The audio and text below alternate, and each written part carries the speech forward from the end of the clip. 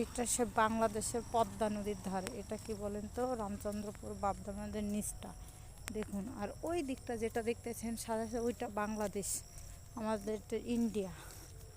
এটা ভারতের মধ্যে পড়ে। ওই গাছগুলো পেরিয়ে ওই দিকে সাদা সাদা মনে হচ্ছে, এখন সন্ধেবেলা বলে বোঝা যাচ্ছে না। ওই দিকটা হচ্ছে বাংলাদেশ, এইটা হচ্ছে ইন্ডিয়া। এখানে যদি কেউ মাল পার করবো বলবে তো চলে যাবে, কিন্তু এখানে চরের মধ্যে পয়েন্ট আছে, 1 নাম্বার 2 নাম্বার। দেখুন চরে এখনও গরু চলছে, সন্ধেবেলাগুলো বোঝাই যাচ্ছে না। দেখুন সব পাট জাগ দিয়েছে, চারিদিকে পাটকাঠি আর জ্বালান। দেখুন আমাদের এই দিকে বেড়াতে আসলে দেখবেন খুব সুন্দর জায়গা। আমাদের এদিকে সব আসে, আগে তো পিকনিক করতে আসতো। এত সুন্দর আমাদের দিকে, পার্ক নেই কিছু নেই।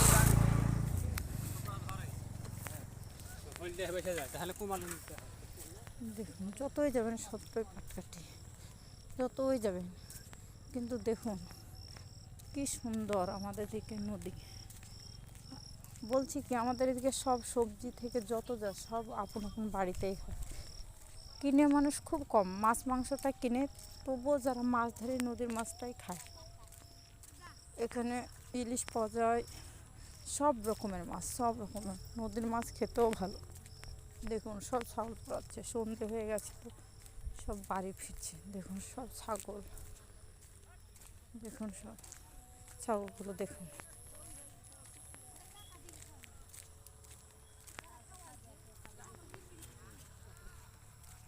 দেখুন হলুদের গাছ থেকে লঙ্কা গাছ, পটল গাছ সব হয় আমাদের এদিকে।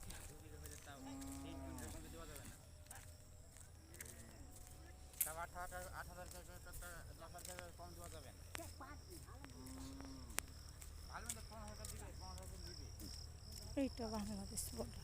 যতই যাবেন ততই পাটকাঠি, যতই যাবেন ততই পাটকাঠি, যত দূর চোখ দেবে। এত জ্বালান নষ্ট হয় কি বলবো।